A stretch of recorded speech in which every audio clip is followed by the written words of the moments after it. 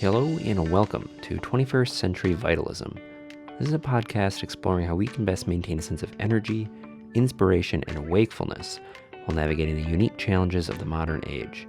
My name is Brett Kane, and I'll be your host on this journey as we have a multidisciplinary conversation with a wide variety of speakers from all across the world. This typically brings us into dialogue with spiritual teachers, somatic therapists, artists, activists, just about anyone else who I feel is bearing this torch well. It's a huge honor for me to introduce today's guest, Sokuzan, who is the founder and abbot of the Sokukoji monastery in Battle Creek, Michigan. Sokuzan has received his full ordination as a priest in the Soto Zen lineage and has had the honor of studying with some legendary teachers such as Chogyam Trungpa Rinpoche and Kobun Shino. Along with his masterful grasp on the Dharma, Sokuzan is also an acclaimed artist who has spent a large chunk of his life painting. He's gone on to develop an awareness practice which combines these two thrusts of his life, which is called the opening the eye-mind technique. In this conversation, we talk about one of his perennial teachings on the nature of awareness. I've personally been attending some of Sokuzan's teachings here in Grand Rapids these past few months and immediately felt that his presentations on this subject were incredibly useful, direct, and clear in a way that's frankly kind of rare. Beyond that, we talk about his history of finding his way to the Dharma, starting a monastery, and the intersection of where art and awareness meet. There's a lot on offer here, and I do trust that you will get something from this conversation. If you do, and you want to continue studying with Sokuzan, I highly encourage you to head over to sokukoji.org and check out some of his recorded teachings. Not only does he have a lot of those, he also practices and teaches live just about every day. So you can have direct access to check him out, maybe ask him some questions, or tell him a joke. Either way, he and his offerings are available in many forms, which can be found in the description of this episode. If you want to support this show, head on over to patreon.com/21st Century Vitalism and consider becoming a patron. Any little bit helps. If money's tight, totally get that as well. We are all living in 2025, so that's understandable. You can head over to YouTube, subscribe there, like the video wherever you're watching. You can follow us on Instagram, like us on Facebook. You can leave a comment on any post. I'll see it, I'll say hi, and we'll have a blessed interaction. So that's going to be it for today's episode. Very glad you are here to listen to this. It was a massive honor. So let's get to it. Without further ado, please sit back, drink some tea, do some stretches, and most importantly, open your heart for Sokuzan.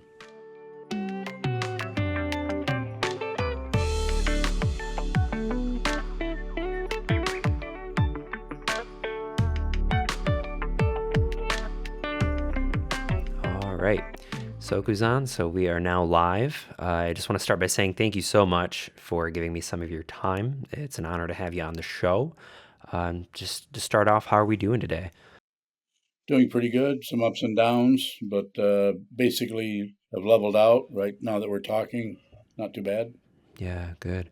Yeah, that kind of reminds me just briefly. I was talking with, it was a couple years ago, but my teacher, David Nickturn, who studied underneath one of your teachers, Chogyam Trungpa. Yes. The last conversation he had with him, Trungpa asked him how he was doing, and David said, like up and down, and Trungpa responded with, like, what came first? And just hearing you say that, there's something there that was really juicy. So to start off, I just to contextualize the conversation we're going to be having, I'd love to explore a little bit about your history, just for listeners to kind of understand where you're coming from and just your history with the Buddhist practice and awareness. And so, yeah, start off. I'm just kind of curious about what brought you to Buddhism in general. Just a great interest in the nature of the mind, how the mind works, and my own emotions and my own anger, my own inability to control how I was feeling or how I was reacting. This is also the reason that I went into the Marine Corps. I really felt like I needed a strong form to help me, give me some kind of a structure to work with my mind, because I was having a great deal of difficulty. Yeah. When was that, if you don't mind me asking? I went into the Marine Corps in 1959, right out of a few months out of high school.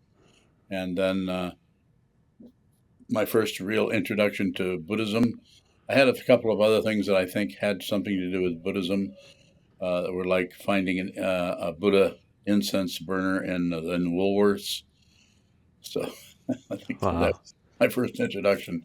But then reading in 1960, summer of 1960, reading with a friend of mine I was in a guard company with in the Marine Corps. He had a book called Zen Flesh, Zen Bones by Paul Reps. He handed me that and says, "What do you think? What do you make of this?" And I read some of it and I said, "I have no idea.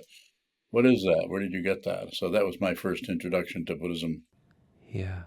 Was there ever a point where you were kind of interested in like other practices, or was there something unique about Buddhism as opposed to like the Bhakti yoga path or Christian mysticism, or what about Buddhism was it that kind of hooked you? I was reading everything. I read a lot of read Thomas Merton, and I read um, the who was the early Christian mystic in the 13th century. John the Cross, Huh? Dionysius, Meister Eckhart. Meister Eckhart. I Mm, was really swamped by the translation of Meister Eckhart, Schocken books, I think it was. So very, very much taken by his way of teaching. But also at the same time, I was reading anything I could get by those are the early days in the '60s where there wasn't much. There was Alan Watts, and there was other teachings by uh, early Tibetan teachers of Tibetan Buddhism. They're not names aren't coming up to me right this moment, but lots of things were back there, and I was reading a little bit of everything at the time. yeah, yeah. So, I mean, from that initial interest, and you've had well over 50 years of working with this series of practices and these views. And one of the things that I was thinking of when we first organized this is I'm really curious where you're standing right now with the years of practice. How is your experience today, maybe not what you necessarily expected when you first started off? So, if I understand your question, then the only really real response I can give you is it really hasn't changed much. It's the same experience. It's there's some differences which we could go into, but most of it is just very much the same. It's Okay. not much has really radically changed. Yeah. Just Yeah. more Yeah. of the same. Okay. Yeah.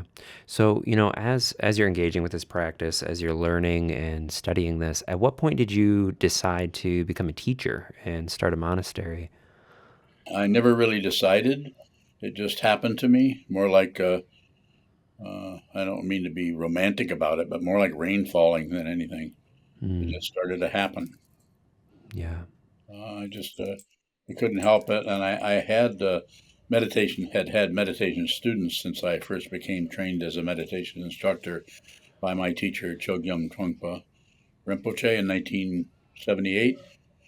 So uh, I've been teaching people how to meditate, and then I started becoming more just the more involved, kind of you could even say use the fancy word esoteric teachings. I felt like I had more and more access to responding to people when they would ask me more fundamental questions. So I began to function that way without really making a choice about it. Yeah. That was about 15 years ago or more. Okay. Yeah, the role of teachership, I don't know if that's the right word for it, but it's always really interesting to me because it seems from my perspective, I got really involved with Buddhism through a teacher training from my teacher, and that was in the Chogyam Trungpa perspective. And it was really encouraged to us that teachership is actually a path of studentship in a way, and it's actually a practice. But I also know in certain Zen schools, you have to kind of get like an authorization to teach, and you actually have to go through a lot of development before you get to that point. So could you maybe elaborate on just these different views and how can both of these things exist under the umbrella of Buddhism and be so different? So I don't do anything unless I have to. So I don't make choices. If I run into an either or, I stop. I don't go any further. Just look at the either or. So becoming a teacher was choiceless for me. Functioning as a teacher, I only functioned as a teacher when a student arose in front of me. When the student went away, I didn't retain some kind of identity as a teacher and wander around in the kitchen thinking what a great teacher I am. Yeah. So there was nothing that arose as a credential for me to continue. When the student would show up, then I would function as a teacher, and there seemed to be more and more and more of them. They wanted to hear more and more of what I had to say, so I began to teach more and more, and now I teach a lot. Yeah. And so you could say it this way. I don't know how else to say it. This might seem a little bit odd, but I get my credential from what's in front of me. I get my authorization from what's in front of me. If there's a student there, then I function as a teacher. When the student goes away, the teacher goes away. It's just consciousness. Yeah, something that I've appreciated about, and again, I'm pretty new to the Buddhist thing. I mean, 5 years to me, it feels pretty fresh. But each teacher that I work with and learn from has such a unique perspective on the Dharma and the way they articulate things. Even though I've been with people who all studied under the same teacher, and that goes to you as well. You have a very unique way of sharing your experience and your perspective. It's so distinct. So I guess I'm curious about how, as a teacher, you develop that view and how you take the inspiration from your teachers, but then come up with something totally fresh. It's just so hard to pin down what the Dharma is because everybody's so different with it. Well, some time ago, I don't know when it was, I don't have a dividing line. I just stopped thinking about everything. So I don't really think of anything. I don't really plan anything. I just function. And I don't mean to be kind of ethereal or somehow, expand on that in some way that gives me some kind of superior approach. Pardon me. Mm-hmm. You can delete that if you like. Yeah. But it's more like just what arises, I meet it as it is. However it is, if it's a question, I know exactly what to say. I don't think about it. And I also might say, I don't know. That does happen occasionally. I don't know. I don't know about that. Can you say more? What is it you really want to know? And sometimes that'll turn the person back more deeply into the inquiry, where the inquiry is actually arising at, so that I might be able to help them more fundamentally rather than just in the surface of their question. Yeah. Yeah. So, I guess out of that, you have created Sokukoji, and I know, I think the way that it was worded was that another name for that is the Order of Imminent Light. Immediate light. Immediate light. So, with something like that, like creating an organization from something that's so direct to your experience, could we just talk about what that means? Sure. What do you want to know? Yeah. Yeah. I guess what is being referenced by this immediate light? I guess I get Instant. It's outside of time and space. It's just immediate. The light is right here. It doesn't come from anywhere. It doesn't go anywhere. It's just immediate light, and nothing is separate from it. And that's what I teach out of. It's not some kind of fancy romantic feeling of anything. It just showed up, and that's not something I thought up particularly, other than it's just how it looks. It looks like it's immediately full of light. It just is light. And so then I have, I don't remember the tenets, but I have 3 tenets that arose about. The first one is consciousness always finds its own form, and the form that consciousness finds is, and right there I stop. My memory just ceases right there. I would have to go read what I thought up. Yeah. Yeah. So when something like that kind of comes up to the point where you're going to write it down as a tenet, where does that come from? It's interesting, isn't it? I have no idea. There doesn't seem to be a source for that. Like the relative idea of it came from over here and then I gathered it over here. It seems to me more like it's just there. It just appears. And if I look at it, I have no idea who created that. I certainly don't have any credential there.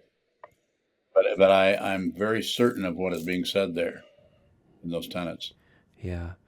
So are these tenets, are these kind of relative truths, or are these more on the absolute nature? Is this something where anybody, any different person is going to look at it and get a different thing, or does it all kind of point to the same? Well, of course, it's pointing to the same thing as far as I'm concerned, but people may look at it and project onto it and have different areas. You know, if they're extremely, uh, uh, if their whole mental structure is all about thinking and processing and conceptualization, it's going to take them in a certain area. Whereas a person who is more just to not to make not to say there aren't other divisions, but more emotionally based, then they'll see it in a different way. They'll see it through more images and their own experiential dynamic outside of the conceptual area. Yeah.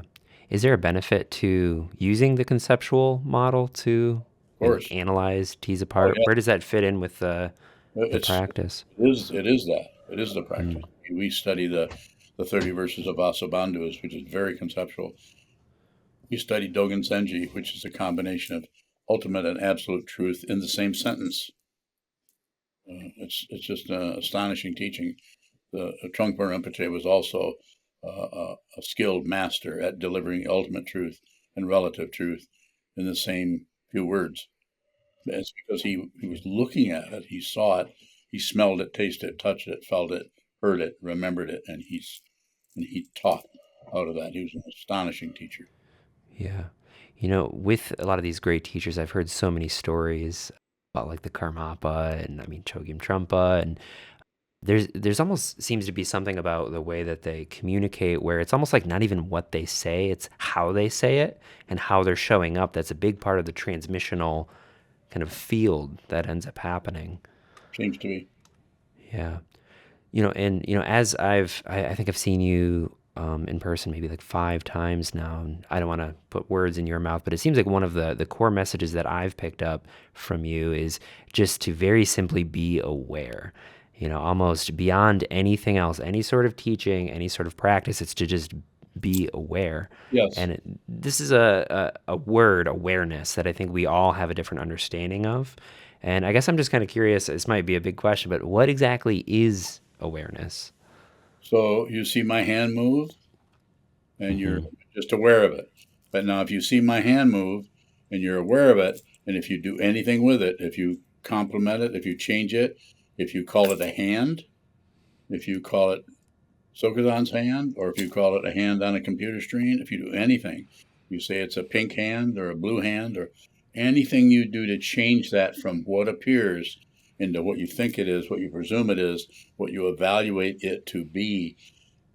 This is leaving the awareness for the thought process or that area of the mind that protects the ego, protects the self-centeredness.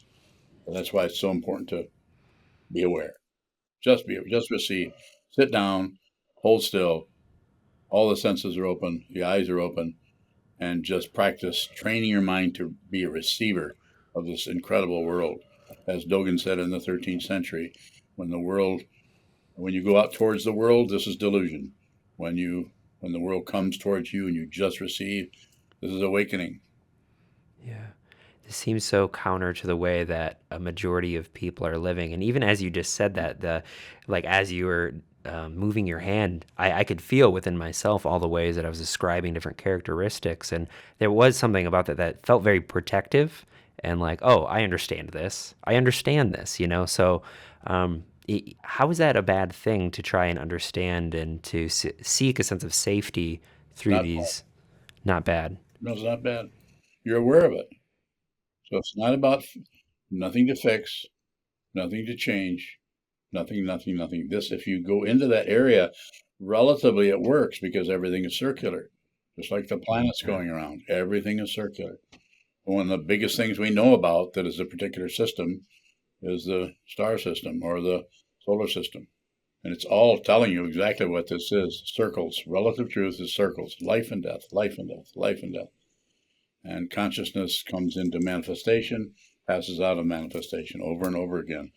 We dramatize it by calling it life and death, but fundamentally it's just the illusion that is maybe not deluding us, or maybe it is deluding us.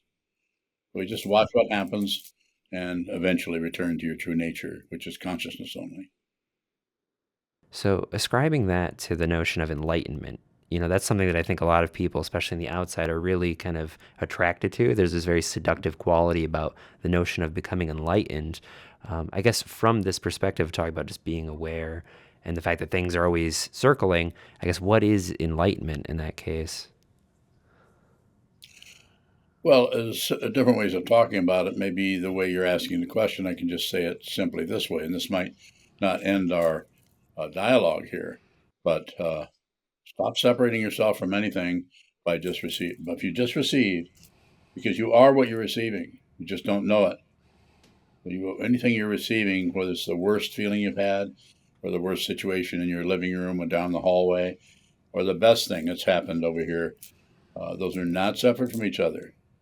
And if you can just receive this incredible world, you actually, to say it relatively, you return to your true nature, which is consciousness only. But fundamentally, you've never left it, because leaving it is the illusion that you are deluded by, or most of the world is deluded by. That's why there's so much warfare in the world. People fight with the illusion, thinking they can somehow squeeze some happiness out of it. So, is this a process of cultivation or is it maybe one of just recognition? Because I've heard of like cultivating awareness, cultivating mindfulness, this idea that you're kind of building up this thing. But it kind of sounds like what you're saying is that you don't have to go anywhere. But that kind of goes counter to the idea of efforting towards something. It does. So if you're a meditator, I can just use an example of a student of mine. If you come in, we had a retreat all day today. The whole month of February set aside so people can do what? Just sit down and train their mind, shikantaza, just sitting meditation. Just sit there and look at the mind stream. And that's the closest I would come to going along with the idea of cultivating. If you just come in and you keep plowing the field and plowing the field and plowing the field, I guess you're cultivating. But there's no result orientation where you're grasping at how well I'm cultivating. If you do that, you've left the field, you've left the cushion, and you're off sitting there with a legal pad trying to add up results. And I'm not against that. Some people may need to, especially very highly charged intellectual styles, may need to do a lot of adding and subtracting and dividing in order to reinforce the original intention to see the truth. They may need to go through a lot of intellectual things, and other people just need to sit there. Yeah. So I guess the opposite side of that coin, somebody who's efforting really hard by adding and subtracting everything, is it possible to be completely aware without any sort of practice? Like what differentiates that from just moving through life, just having a good time, not really focusing on any one thing? Sounds good to me. Yeah. Do that. Yeah. Yeah. Well, I'd say that feels like what a majority of people end up doing. They do. So this is just another way of, you can do that with your life. It's not wrong. You're just buying into the illusion and you're being deluded by the illusion. But the particular karma that brought you into this so-called human realm, maybe, as they say, on a scale of whatever, may be pretty good. You may be born into a family where the parents are not completely confused and harming you, and they're supportive of you, and they're respectful of you, and the karma that you came into this life with also isn't coming out of a chaotic area, which is maybe very difficult, and what I refer to as a past life, but isn't necessarily a past life. I don't believe in anything particularly. A past life is just a way of talking about consciousness that doesn't seem to be embodied. Still there, and I've talked to consciousnesses that have no bodies, so I have some experience in that area.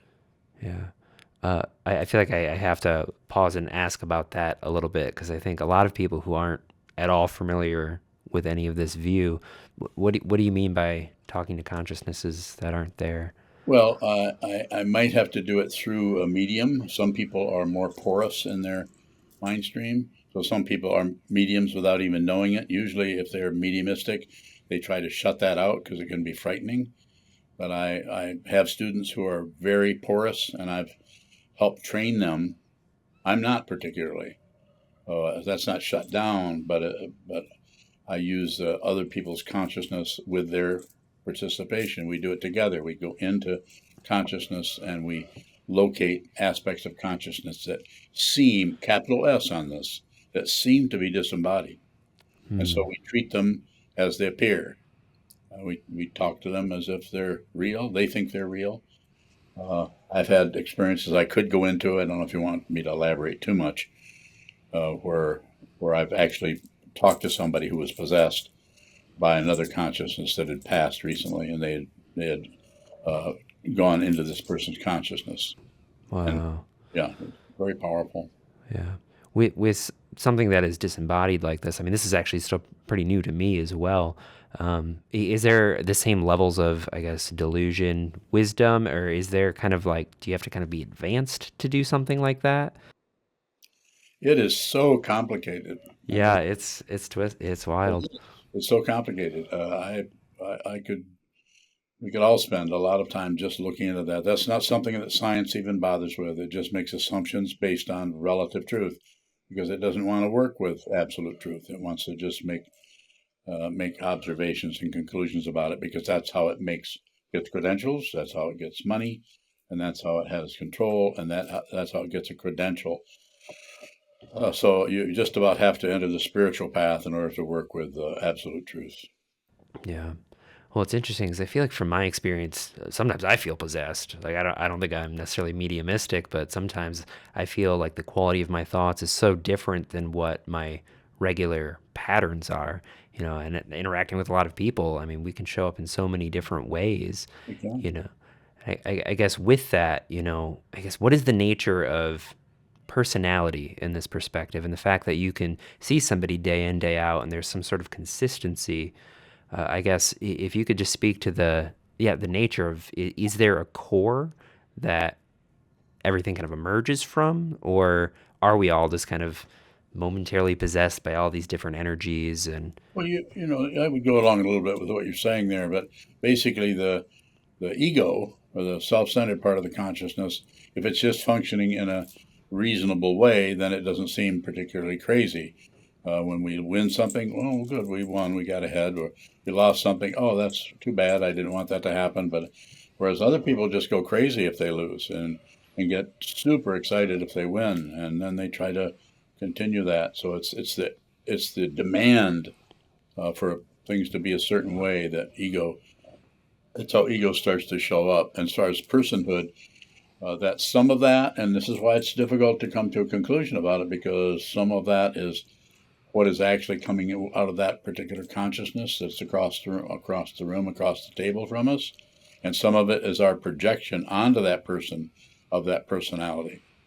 So we think people are a certain way, and because we think that and we treat them that way, they might, because they want a credential too, and they want to be maybe liked. So therefore they try to fall in line with who you think they are. The whole idea of identity is extremely loose, and it's like a flag waving in the wind. It will not settle down and stabilize. If it settled down and stabilized, then probably that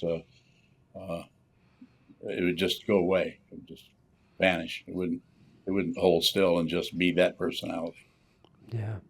yeah, it kind of reminds me of like I guess, how do I want to say this?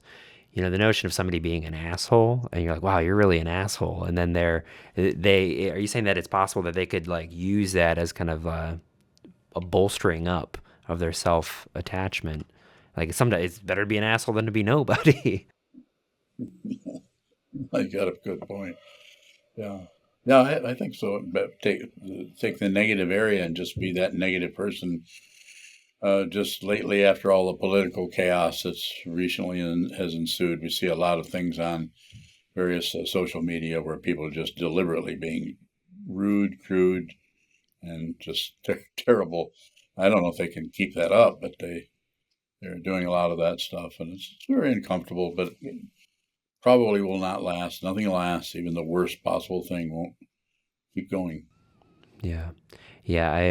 I think this is another Trungpa Rinpoche one where I think he told my teacher, when things are going well, don't relax, and when things are going bad, don't panic. And that kind of leaves you in this weird little middle area. If you can't relax, you're not panicking. What is that? He was very good at pointing out the way we opt for a particular position or the fixation. He was very good at pointing out the way we solidify things. He was wonderful at it. He's just an astonishing person. He had no location. Therefore he could look at any location of any person, and he could relate to them right where they were at. It seemed like what I saw in closest activity I had around with him was in the early 1970s, and so I got to see quite a bit of him then. But yes, he was very skilled at meeting people in the middle of their neurosis. Yeah. And that's something that I've actually learned from you that has been very helpful, and I've been contemplating a lot. I think it was the first time I saw you speak, you had mentioned to respect other people's confusion. And that to me kind of feels similar to what we're talking about with connecting with people's neurosis. And I think most of us, when we are in that situation, we want to change it. Either we hate that and we really want them to stop doing that thing, or we take on this kind of, maybe it's like a little martyr quality where it's like, no, I'm doing this for you. I'm trying to save you by giving you the solution to your neurotic quality. But just to be able to like make contact with somebody and then to not act, that's so hard. It is. But you can, if you're functioning as a meditator, then it's a good practice. You can sit there and you can receive the person's negativity without any kind of hooking up your vocal cords or your musculature or anything at all. You can just receive it. And then it becomes an awareness practice. Then that's when you begin to see the differentiation and desire that shows up as the polarization and the belief that they're separate people.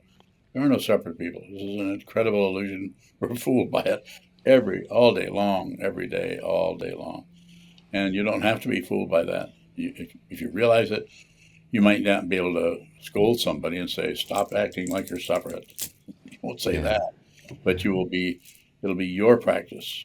It's not so much about saving all beings. It's about first seeing the reality of who you are, which is unreal. Yeah.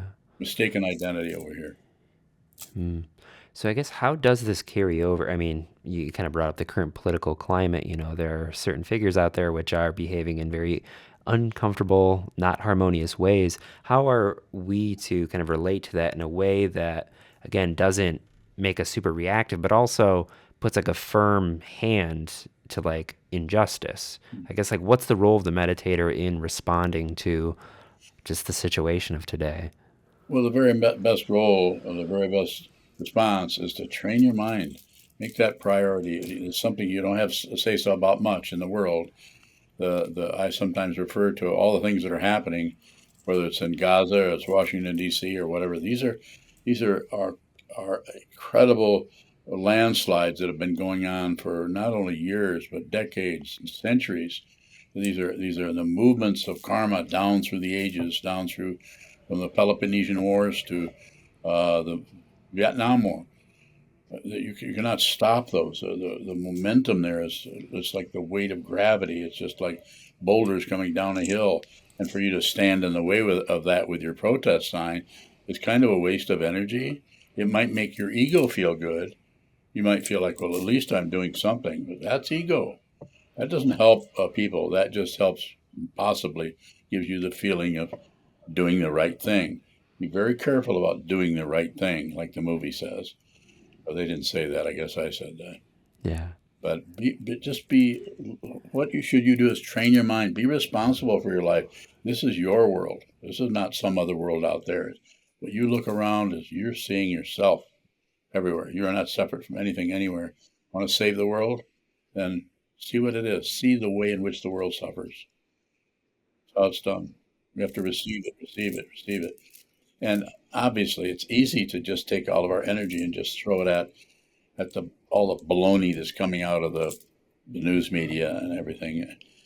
It's easy to do that. It may give us a feeling of accomplishing something, but I don't know if it does anything other than just add to the circularity of the confusion. Better to slow down, hold still, sit down, and realize your true nature. You might never do anything but realize your true nature. But if you do that, you've saved all beings. Yeah. Well, the thing, as I've developed my practice and have talked to other people, there's something about what you're saying of just receiving that really invites a lot of different textures into your life. And this is something that I've recognized.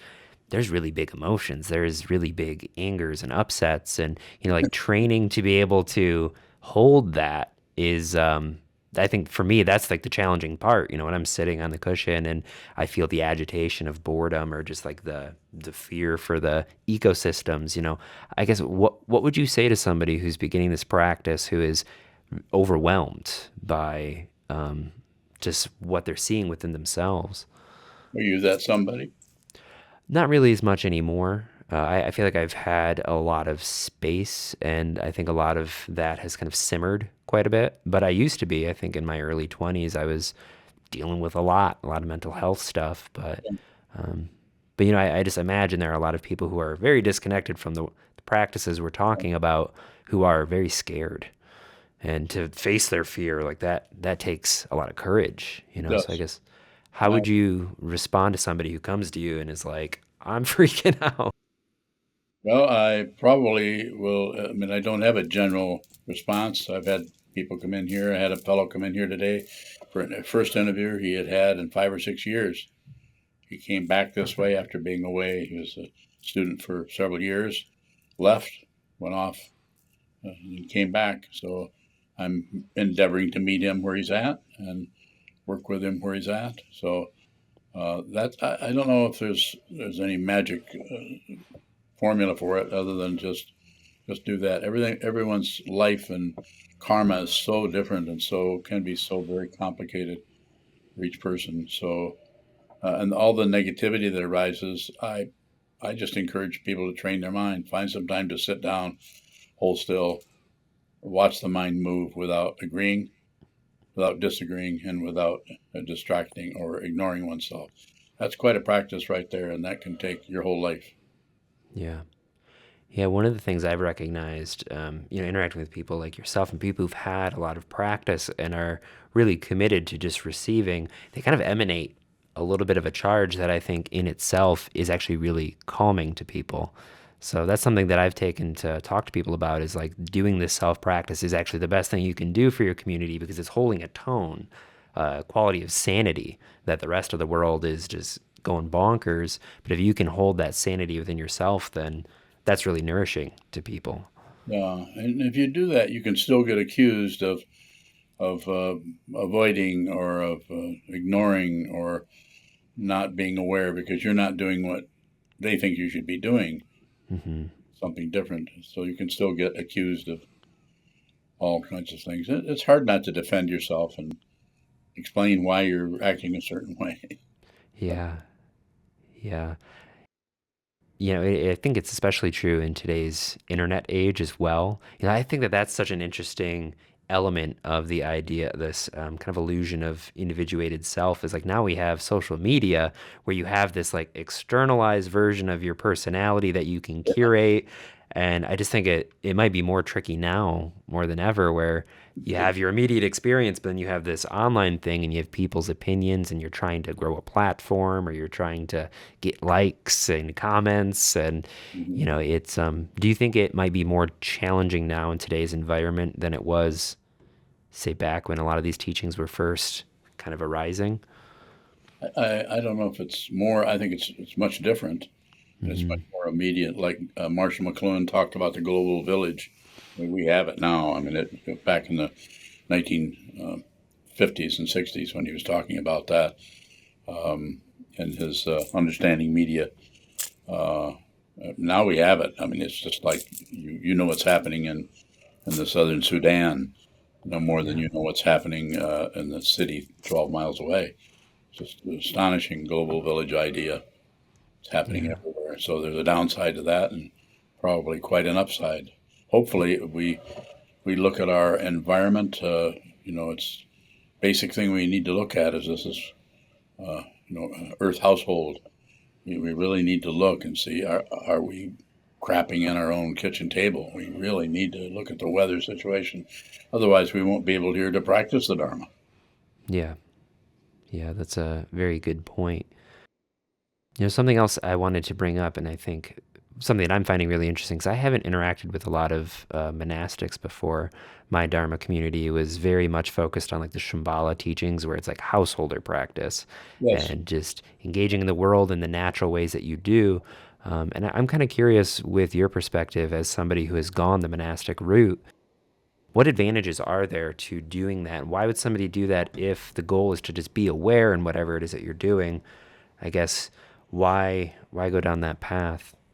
Well, first of all, from 1973 when I started until uh, the about the early to mid 2000s, I was doing Shambhala all over. I was part of the Shambhala community in Minneapolis, part of the Shambhala community in Chicago. I had a group here called was a Shambhala meditation group, and did it for many many years, decades of it. So I did all of that. So a lot of my idea there of becoming ordained and ordaining other people, as I saw the need in the environment I had, and I was very very interactive. I mean, sometimes several times a week for decades and decades with the community, with all the upside downside of the community, how difficult it is to be in an environment and work with sangha. Like my teacher Kobentino Roshi once said when he was asked, how would you really describe sangha? He says it's a garbage pit. Wow. So, Yeah. and what he meant by my understanding of what he meant was it's very smelly and discontinuous, and people are working with their minds and they're having a hard time, and they might be spewing out a lot of stuff towards others to try to get rid of their own crap instead of being responsible for their emotions. They blame others for how they feel, and they just so I saw the need slowly. It wasn't like a sudden decision. I just saw it would be good for people to have the opportunity. And this only happened after I became ordained. I got ordained, and I don't know why. I just couldn't help it. I held off from that for many, many years, thinking I didn't have to do that. But then once that happened, then I saw I had people come to me, and one person came and said, I would like to study at a monastery. Where do I find a monastery? And this is when this was just years ago, when this was just a Buddhist temple. I said, how about right here? And that started the monastery. So, and I think it's good people can come in and they know if they're going to receive lay precepts that there's a lot more space to continue to have their everyday life situation. If they become fully ordained, then I'm going to put some pressure on them to train their mind to make being a monk a primary part of their life, if not the main part of their life. That's why we have, how many people live here if they're monks? Monks 12. 12 people live here who are monks, fully ordained monks. That means they went through the jukai, of the lay precepts, which are bodhisattva vows, the 16 precepts, and then they came back, took all those vows again, and then they hand stitched a 5 by 8 foot okesa, or robe of the Buddha, and then they became ordained. Yeah. So would you say it's safe to say, kind of like what inspired you to become a teacher, the fact that students were just showing up, there is kind of a natural arising. Is that kind of the same thing that typically inspires people to become a part of a monastic order? Is it something that's just like, this is moving through me more than from me? It could be. It could be. You could talk about it that way. I think it's so different with each person. The people that I talk to, I discourage people from it. Even with jukai, if somebody says, I think I'd like to receive the precepts. And I said, you need to go think about it for a while. Because once you do, you received a vow you cannot return. That's the bodhisattva vow. So I discourage people from taking it. I said, you can just take this on your own in front of your own altar. You don't necessarily have to come and do it formally with a preceptor. I think it helps to do that, but you need to think about it. So just the person I talked to today asked about jukai. Again, this is the third time he's asked. He reminded me that the times in the past that he had asked me, that I ignored him. And I did. He said, I'd like to receive jukai, and I just listened. But he only asked me once. If he'd come back and I said, he said, did you hear me? I said, I would like to receive Jukai. Then I would have sent him to talk to half a dozen people to interview them about what it means to do that. Yeah. So I don't know if that's what you were asking about, but that's what I Yeah. Yeah. I think that really encapsulates the environment of it. One of the things beyond just your monastic experience that I find really interesting, we just kind of experienced this last weekend at the art museum. Yeah. You also have, seems like another life of being an artist and studying. You studied at art school, right? Yes, two of them. Yeah. Yeah. So, I've also experienced the calligraphy workshop with you as well. So I would love to dedicate a little bit of time to exploring art making and also perceiving art and just kind of how art and awareness could interact. So awareness of visual art is just like awareness of arranging music, composing or playing music, or dancing, or all the other kinds of arts. So they're all very similar. They have to do with, there has to be some kind of awareness going on and some kind of form. And so in all of those, and different with each one, and a person can spend their whole life just developing themselves as a visual artist or as a painter or just as a dancer or just as a composer, just as a writer, uh, a novelist or a poet or something like that. And those are all very, very valid ways of working with consciousness. They don't necessarily miss it completely, but they don't focus right on the basic misunderstanding that happens in life, which is a mistaken identity. There is no poet, there is no artist, there is no creator, there is no meditator. It's just not there. But don't believe me, and you don't even have to listen to me. You could consider what I'm saying, and then I would say, go spend the next 10 or 15 years looking at your mind. That's all the advice I've got. You go find out yourself. But when it comes to just to go back to my special interest, opening the eye mind, is giving people an awareness practice where they can sit in front of a painting instead of sitting in front of a wall like shikantaza, sitting in front of a painting. You're looking at the center, which is the eye spot, and you're deliberately using the forms that I give. You're deliberately moving your awareness from the left to the right, over to everything that is red, everything is blue, everything that seems to be rectangular, everything that seems to be circular, everything that seems to be dark or seems to be light. And then there's lots of other spots, awareness spots that I have developed. I don't know how many there are, probably a dozen, that take the mind, the consciousness, the awareness in different ways around that rectangle or a square, whatever it may be, of the painting, so that you actually stretch the awareness in that area. This can be done with the mind in shikantaza, but this takes a lot of time to do it in that area. You can't just sit down and suddenly accomplish some kind of incredible transcendental awareness of everything, because quite often you have a complete jungle of ego and otherness and passion, aggression, and ignorance to wade through first.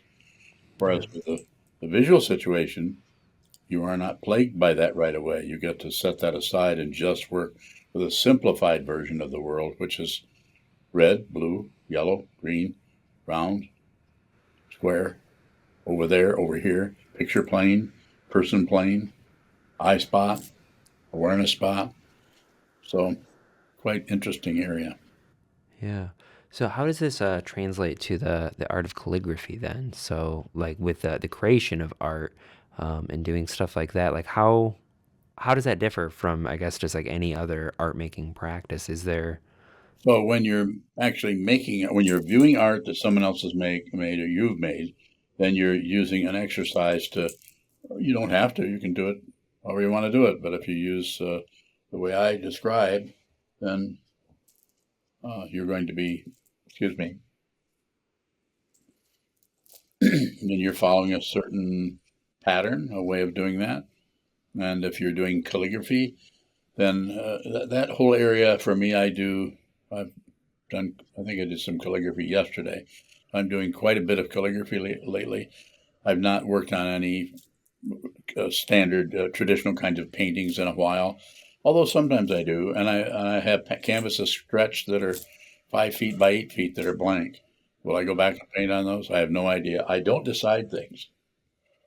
If I decided things, then that would probably bother me to have that there. Yeah. It does not bother me at all. It might bother other people looking at it, but it doesn't bother me.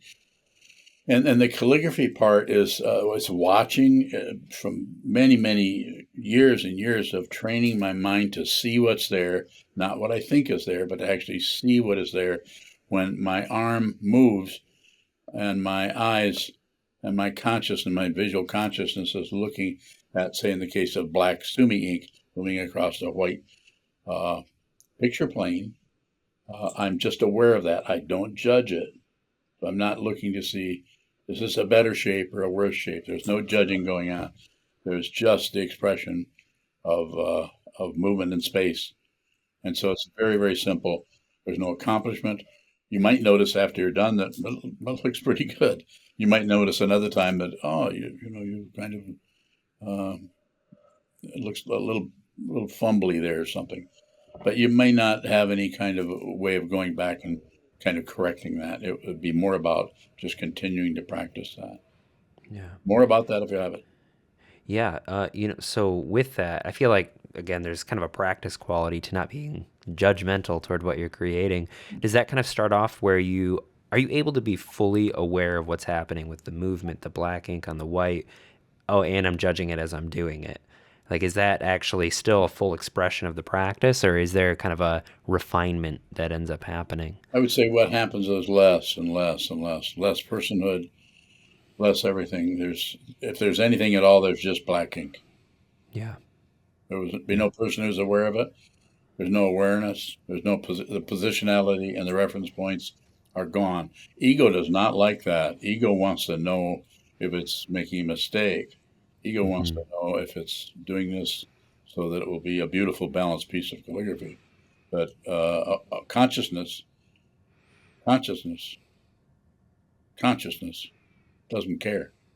It has no position because the understanding of consciousness only realizes any positionality in anything is just relatively derived, and it's just more illusion that you may be or may not be deluded by.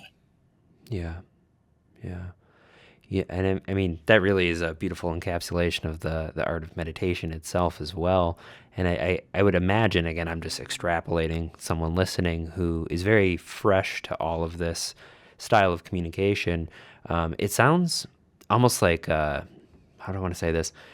The state that you're describing where you're not trying to do anything. Like, I could see how some people might see that as just so threatening and so like that seems like very primitive. Like, there's almost something, I don't want to use the word like dumb about it, but there's something about it that's very like baseline, like we're reverting back. Like, we have all this. Wouldn't say it's dumb, but I would say it's super dumb. Okay. Yeah. So I guess, yeah, for how do you make that sale to people? Like, why would anyone want to start something like that when we as a society? I don't sell anything. I don't really even promote meditation other than somebody comes to me. I said, you should train your mind. But I don't promise anything. I say, you may never, I've even told people, you may never achieve enlightenment. I said, but you're not here to achieve, if you're listening to me, if you're a student of mine, you're here to train your intention to see the truth.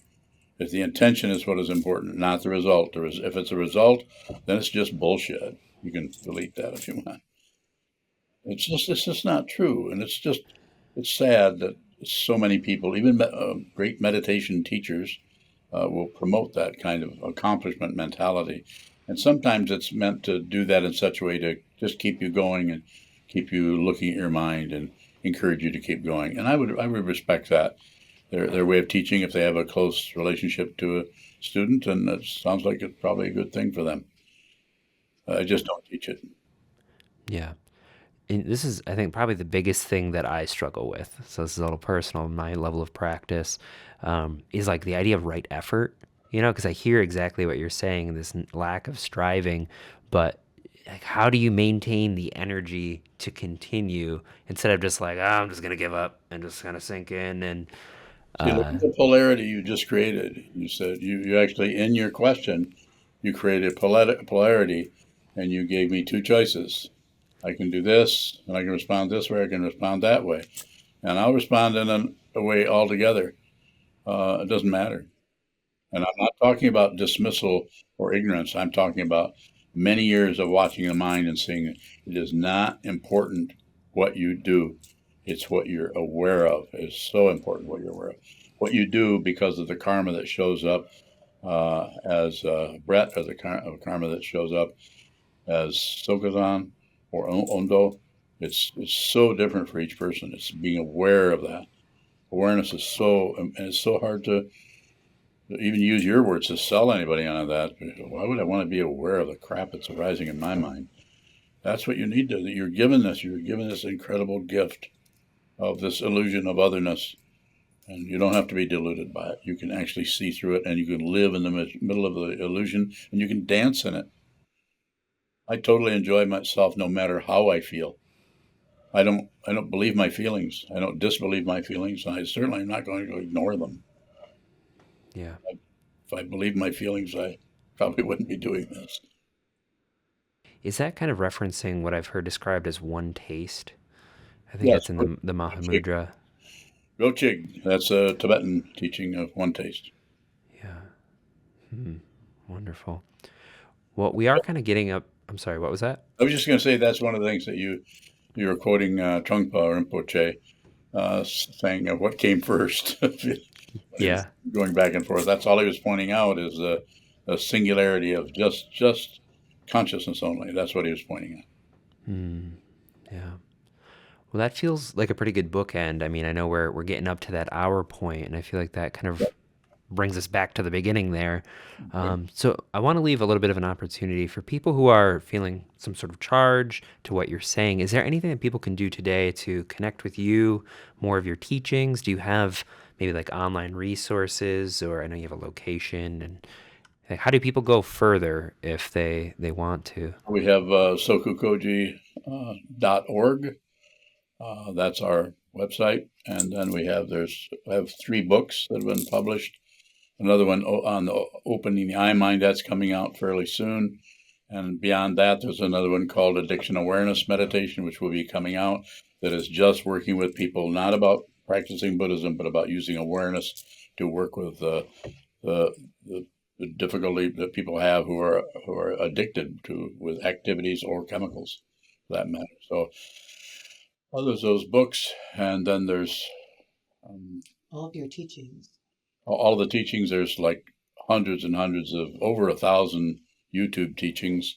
You go in and type in Sokuzan, and those will come up. As there podcasts, there's those. There's TikToks. There's 50 or 60 TikToks. And then at least three live teachings a day. There's 3 live teachings a day. So every night at 6, every weeknight, I give a short guided meditation, 15 minutes, and then I answer questions for about 20 minutes. And that's been going on since COVID, 4 years. And so, and I may have missed a day, but not more than 1 or 2, have I? I think so. So, but it's not effort that's doing that, Brett. It's just the intention to do this, There's no person there anymore. So there's no failure if I don't do it. The circumstances, I'm in emergency, so I can't get in here. But there's no decision. There's no credit that I get for accomplishing anything. So anything else? Book studies. There's book studies. How many? There's 10, 12 altogether, but you do usually 2 a day. So there's 2 book studies a day. We're taking Vasubandhu, 30 verses, or we're taking Dogen Zenji every Wednesday. We study that as a group. We've been studying Dogen for many, many years, studying the 30 verses of Vasubandhu. We study my talks. Some of my talks are on Fridays. People get together for 45 minutes and read the talk and then discuss it. And then I come on to the end of all these 12 talks or 12 book studies and respond to questions. Even though the person is totally new, they can come on and join in most cases. Zoom. Everything's on Zoom. On Zoom. Yeah. Some things are YouTube. There's lots of places. If you go on and look around, go on the website. I think everything is listed on the website. And then Ango. Then Ango is you want to join during the month of Ango. That's all we do is sit for the whole month. Very similar to the Shambhala tradition of Datun. Yep. Yeah, amazing. I'm going to try and make a couple of those days too. Good, I hope you So, do. yeah. Well, wonderful. Thank you so much for giving me some of your time. I didn't realize you had so many opportunities to connect with you. That's pretty amazing to have you a city or two over. So Yeah. thank you for your dedication and commitment.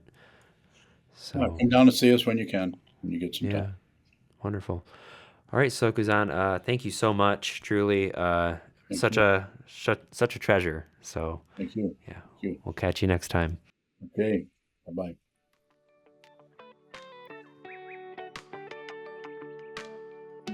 All right, that was the episode, everybody. Thank you so much for listening all the way through until the end. I truly do make this show for you.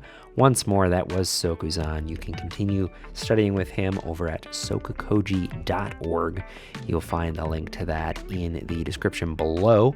That's going to be it for this week's show. We have another one coming up in 2 weeks. I am sitting on a mountain of episodes, so get ready for a lot of me, if you so choose.